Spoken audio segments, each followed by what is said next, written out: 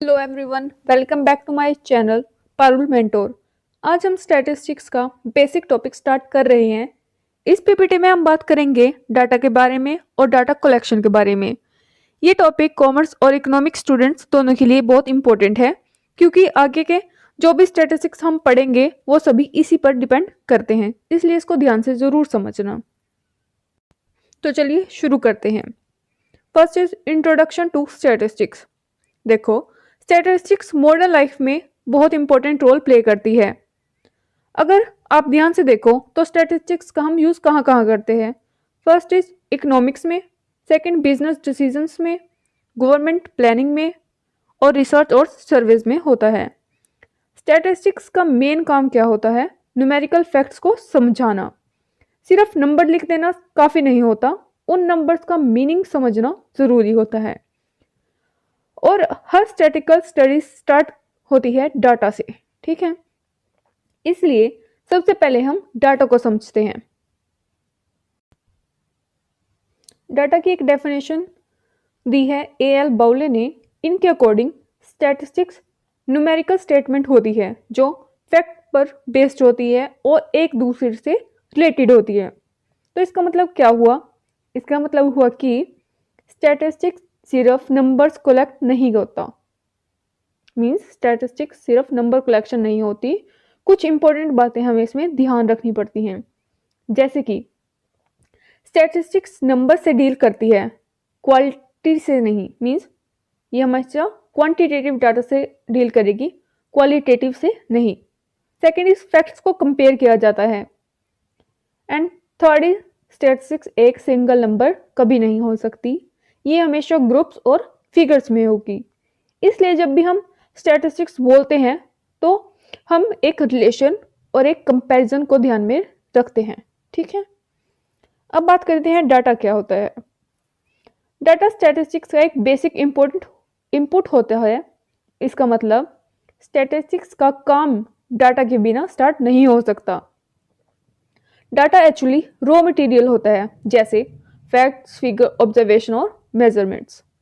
By itself data को कोई भी एक क्लियर मतलब नहीं होता जब तक हम उसको ऑर्गेनाइज, एनालाइज और इंटरप्रिटेट नहीं कर सकते, ठीक है। तब तक वो एक सिर्फ डाटा ही रहता है। जब डाटा प्रॉपरली एक प्रोसेस से गुजरता है तब वो इंफॉर्मेशन बन जाती है, ठीक है। अगर हम मीनिंग की बात करें तो data refers to numerical facts और फिगर कलेक्टेड फॉर एनालाइजिंग। इसका मतलब होता है कि न्यूमेरिकल फैक्ट्स या फिगर जो एनालिसिस के लिए कलेक्ट किया जाता है उसे डाटा कहते हैं, ठीक है। अब यहाँ हमें सिर्फ दो बातें याद रखनी है। फर्स्ट, डाटा रो होता है, ठीक। एंड सेकंड इज प्रोसेसिंग से पहले डाटा का कोई भी मतलब क्लियर नहीं होता, ठीक है।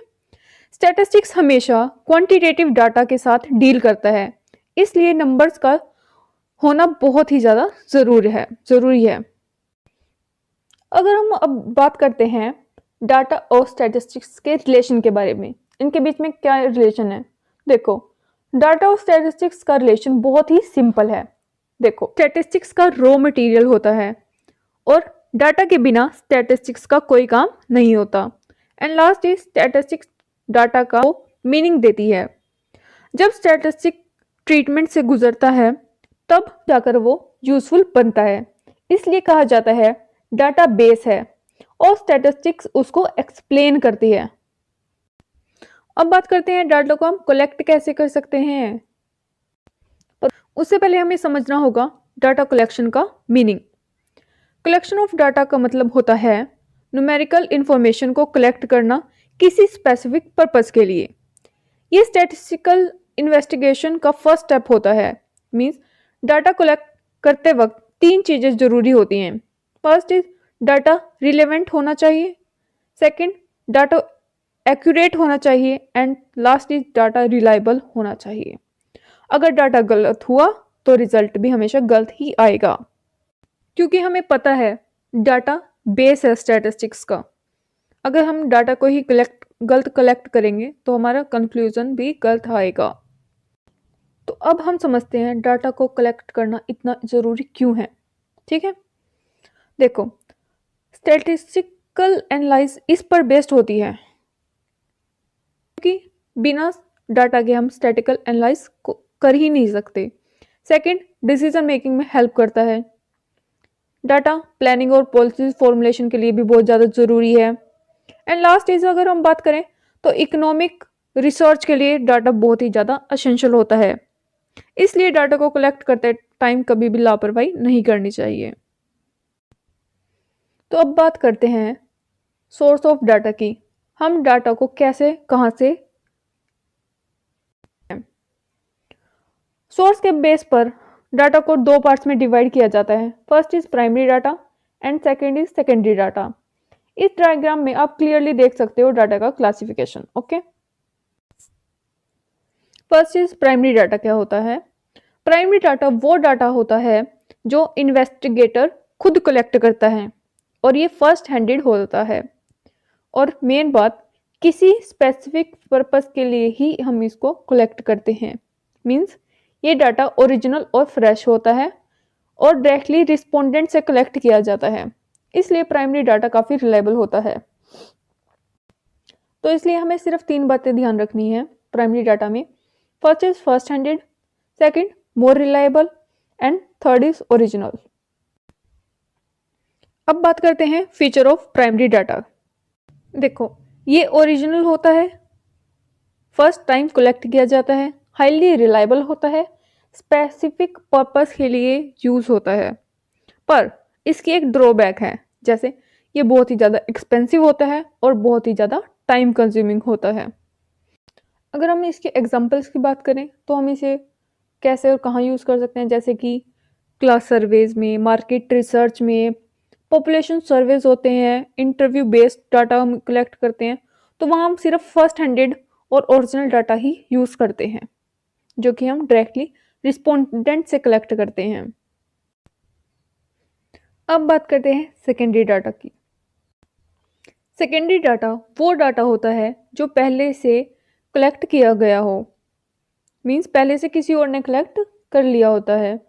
एंड सेकंड, किसी और स्पेसिफिक पर्पस के लिए वो ऑलरेडी यूज हो चुका है, इसलिए ये डाटा ओरिजिनल नहीं होता और यूजली रेफरेंस या फिर एनालाइज करने के लिए यूज होता है। तो अब हम इसमें क्या चीज़ याद रखेंगे कि सेकेंडरी डाटा ओरिजिनल नहीं होता और लेस रिलायबल होता है। अब बात करते हैं इसके फीचर्स की। फर्स्ट इज इजीली अवेलेबल है, कॉस्ट कम होती है और टाइम सेविंग है। बट वही है कि ये फुल्ली रिलायबल नहीं होता और ऑब्जेक्टिव डिफरेंट होता है इसका, इसलिए केयरफुली हमें इसको यूज़ करना चाहिए। अब एक डिफरेंस देखते हैं प्राइमरी और सेकेंडरी डाटा में, क्विक डिफरेंस। फर्स्ट, अगर हम नेचर की बात करें तो प्राइमरी डाटा ओरिजिनल होता है और सेकेंडरी डाटा ऑलरेडी कलेक्टेड हो चुका होता है। कॉस्ट की बात करें तो प्राइमरी डाटा की कॉस्ट हाई रहती है और सेकेंडरी डाटा की लो। टाइम प्राइमरी डाटा में ज़्यादा लगता है क्योंकि हम इसको फर्स्ट टाइम कलेक्ट करते हैं, और सेकेंडरी डाटा में कम क्योंकि ऑलरेडी कलेक्टेड होता है।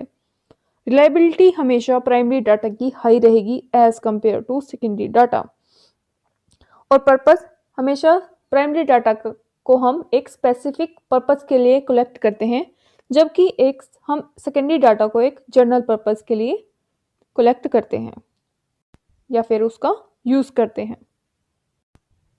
अब देखते हैं कौन सा डाटा बेटर होता है।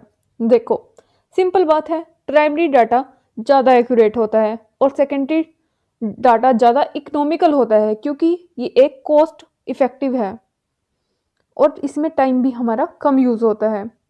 पर चॉइस डिपेंड करती है हमेशा भाई स्टडी का पर्पस क्या है, किस टाइम पर चाहिए और क्या कॉस्ट चाहिए। तो वैसे तो जनरली अगर हम बात करें तो प्रैक्टिकली हम इसे दोनों को साथ में ही हमेशा यूज़ करते हैं। तो इसलिए ये डिपेंड करता है कि हमारा पर्पस क्या है। अब बात करते हैं लिमिटेशन इन डाटा पास। अब क्या क्या प्रॉब्लम्स आती हैं डाटा कलेक्ट करते टाइम।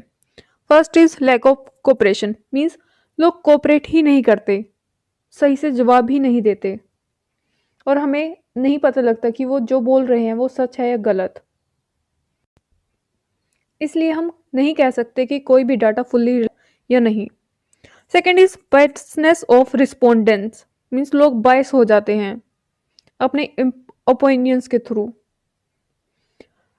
नेक्स्ट इज गलत रिस्पॉन्स मिलते हैं।